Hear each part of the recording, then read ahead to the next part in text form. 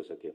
सरकार ने इसी चीज को ध्यान रखते हुए ये मेडिकल यूनिवर्सिटी बनाई है और इसका उद्देश्य यही है कि जितने सरकारी निजी मेडिकल कॉलेजेस, डेंटल कॉलेजेस, जितने नर्सिंग कॉलेजेस हैं, पैरामेडिकल कॉलेजेस हैं, उनका एक छत्र से कंट्रोल हो। कंट्रोल उनके शैक्षिक उनका हो, न कि उनके आंतरिक चीजों में दखल हो। और उस शैक्षिक स्तर को बढ़ाने के उद्देश्य से इस यूनिवर्सिटी का गठन हुआ है। उत्तर प्रदेश के कैबिनेट मिनिस्टर मुकुट बिहारी वर्मा ने कहा, किसानों का सहयोग करना हमारे विभाग का प्रथम काम है। आपको बता दें, कैबिनेट मंत्री मुकुट बिहारी वर्मा का साफ तौर से कहना था, जहां लॉकडाउन में बहुत सारे लोगों ने काम किया, स्वास्थ्य कर्मी, पुलिसकर्मी, समाज के लोग, वहीं हमारे विभाग को बहुत बड़ा काम करना पड़ा, क्योंकि जितनी निकासी हुई लोगों को गल्ला मिल रहा था। गेहूं और चावल का, उसके भंडारण का सारा काम हमारे पास था।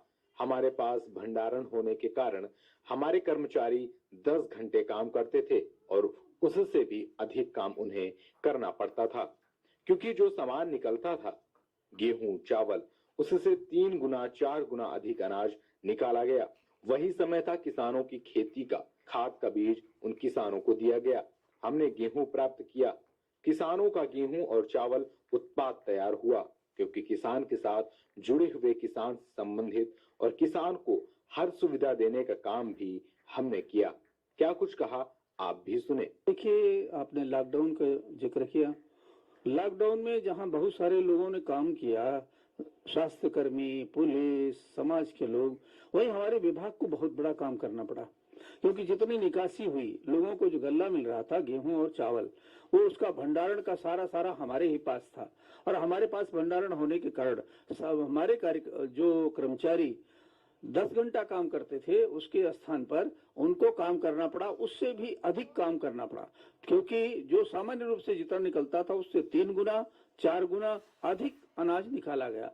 साथ ही साथ वही समय था किसानों के खाद का, खेती का। हमको खाद की आपूर्ति कर रही थी, हमने पर्याप्त खाद की आपूर्ति की। वही समय था किसानों के गेहूं का, और हमने गेहूं, उनका जो उत्पाद तैयार हुआ, उस उत्पाद को अच्छे ढंग से खरीदा। यानी ये सारा काम कोरोना काल में ही हमारा विभाग कर रहा था, क्योंकि हम किसान के साथ जुड़े हुए, किसान से संबंधित काम है, इसलिए हम लगातार उसमें लगे रहे। उत्तर प्रदेश सरकार के स्वतंत्र प्रभार मंत्री नीलकंठ तिवारी ने कहा, उत्तर प्रदेश को विश्व के महत्वपूर्ण पर्यटन स्थानों में सम्मिलित करने का होगा प्रयास। योगी सरकार में कार्य संस्कृति में बदलाव हुआ है। इस सरकार में 3.5 साल के अंदर जनता के हित में प्रतिदिन कोई न कोई बड़ा निर्णय लिया गया। मुख्यमंत्री योगी आदित्यनाथ के नेतृत्व में आज उत्तर प्रदेश हर प्रश्न का उत्तर देने में सक्षम हो गया है। रामनगरी की प्रतिष्ठा स्थापित करने के लिए उसका नामकरण अयोध्या किया गया। नगर निगम की स्थापना हुई। पर्यटन विभाग की तरफ से 300 करोड़ की योजनाएं चलाई जा रही हैं। गलियों का सुंदरीकरण शुरू हुआ है। राम की पौड़ी को सजाया गया। अयोध्या को विश्व पटल पर पुनः स्थापित करने के लिए योगी आदित्यनाथ के मार्गदर्शन में दीपोत्सव आरंभ हुआ, जो Guinness book of world record में दर्ज हुआ है। इस बीच प्रधानमंत्री नरेंद्र मोदी और गृह मंत्री अमित शाह के प्रयास से करीब 500 साल का संघर्ष समाप्त हुआ और उच्चतम न्यायालय के ऐतिहासिक फैसले के बाद भगवान श्री राम का भव्य व दिव्य मंदिर निर्माण हो रहा है।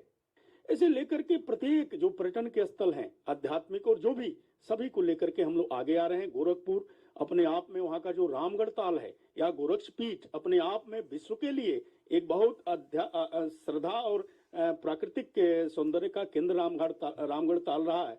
वहाँ का भी विकास आदरणीय मुख्यमंत्री जी के मार्गदर्शन में, उनके नेतृत्व में हुआ। और आज यही कारण है कि भारत में Uttar Pradesh most favourite destination के रूप में डोमेस्टिक टूरिस्टों के लिए घोषित हुआ। पूरा देश में जब मानक बनाया गया, जब उसकी गणना हुई, तो पाया गया कि पूरे देश के लोग उत्तर प्रदेश के पर्यटन स्थलों पर जाना ज्यादा उचित समझते हैं। और इसके लिए एक हम लोगों को रिकॉर्ड भी प्राप्त हुआ। विदेशी पर्यटकों में भी हमारा स्थान जो काफी पीछे था, अब वो स्थान दूसरे नंबर पर आ गया। नंबर 1 पर डोमेस्टिक टूरिज्म में, नंबर 2 पर विदेशी टूरिज्म में। और आने वाले दिनों में जिस स्तर से आदरणीय योगी जी के नेतृत्व में, मार्गदर्शन में हम लोग काम कर रहे हैं और पर्यटन विभाग को, पर्यटन सुविधाओं को जिस तरह विकसित कर रहे हैं, आने वाले दिनों में उत्तर प्रदेश विश्व का पर्यटन हब बनेगा। और उसकी राजधानी आप यूं कह लीजिए कि अयोध्या, जिसको हम लोग विश्व का सबसे सुंदर शहर बनाने के माननीय मुख्यमंत्री जी की प्रेरणा से काम कर रहे हैं, वह विश्व की सबसे सुंदर नगरी अयोध्या का निर्माण हम लोग करेंगे। उत्तर प्रदेश की जेलें और भी हुई हाईटेक, आपराधिक गतिविधियों पर लगेगी लगाम। आइए देखते हैं सूचना इंडिया की ये खास रिपोर्ट।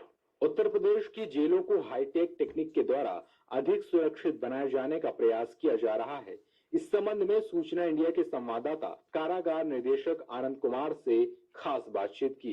इस दौरान उन्होंने बताया कि कारागार में बंदियों के द्वारा किसी भी प्रकार की आपराधिक गतिविधियां न होने पाए, इसके लिए ये सुनिश्चित किया जा रहा है कि किसी भी बंदी के पास मोबाइल फोन या उसके जैसे कोई भी उपकरण न पाए जाएं, जिसकी वजह से किसी भी प्रकार की अराजक गतिविधि पर लगाम लगाना संभव हो पाया है। साथ ही उन्होंने ये भी बताया कि इस प्रक्रिया के बाद मार्च 2019 से मोबाइल से संबंधित कोई भी आपराधिक मामला प्रकाश में नहीं आया है। इस दौरान कोरोना काल में भी बंदियों के द्वारा लगभग 7.5 लाख मास्क तैयार किए गए हैं और उनमें से 2.5 लाख मास्क का वितरण भी किया गया है। साथ ही बंदियों की सेहत को ध्यान में रखते हुए समय पर उनका मेडिकल चेकअप और खाने की गुणवत्ता को भी सुधारा जा रहा है। देखिए, उत्तर प्रदेश की जेल में लगभग 1,09,000 बंदी हैं, जो पूरे देश का करीब 24 से 25% है। और इसलिए हमारी 72 जेलें जो उत्तर प्रदेश में हैं, उसमें उन व्यवस्था बनाना एक बहुत ही चैलेंजिंग टास्क है, लेकिन इसमें हम लोग ने अभूतपूर्व सफलता प्राप्त की है। अगर आप वर्ष 2020 की ही बात करें तो एक तरीके से उत्तर प्रदेश की जेलों की एक कहानी बन गई थी मोबाइल वायरल वीडियोस का पब्लिक डोमेन में आना। उसको लेकर के ऐसा प्रतीत होता था कि अराजकता है। इस पर हम लोगों ने प्रभावी अंकुश लगाया है। वर्ष 2020 में आप इस बात को अच्छी तरह जानते हैं कि एक भी वायरल वीडियोस का पब्लिक डोमेन में आना उत्तर प्रदेश की जेलों से विदित नहीं हुआ है, जो अपने आप में एक बहुत बड़ी उपलब्धि है। नंबर 2, जेलों से पहले ऐसे आरोप लगते रहते थे कि अपराधों का संचालन होता है। वर्ष 2020 में बहुत हर्ष के साथ मैं इस बात को कह सकता हूं और बहुत गर्व भी है मुझे इस बात पर कि हमारे जेल तंत्र ने ये सुनिश्चित किया है कि जेल से किसी प्रकार के अपराध का संचालन नहीं हो। और साथ ही साथ इसको रोकने के लिए जो विधिक व्यवस्था है उसमें आमूलचूल परिवर्तन किया गया है। 1894 के प्रिजन्स एक्ट की धारा 42 और 43 में अमेंडमेंट करके इसको कॉग्निजेबल और नॉन बेलेबल ऑफेंस बनाया गया है। राज्य सरकार और यहाँ की जो विधायिका है उसके द्वारा ये अमेंडमेंट पारित हुआ है और महामहिम राष्ट्रपति जी के अनुमोदन के लिए पेंडिंग है। लेकिन अभी भी पिछले साल से ही इसका व्यापक असर देखने को मिला है। और जैसा मैंने आपको कहा कि किसी प्रकार के वायरल वीडियोस का पब्लिक डोमेन में नहीं आना, ये अपने आप में बड़ी उपलब्धि है। पिछली बार जो अगर मुझे याद पड़ रहा है कि जून के महीने में वर्ष 2019 में लास्ट उन्नाव का एक वायरल वीडियो हुआ था, उसके बाद से पब्लिक डोमेन में कोई वीडियो नहीं आया है।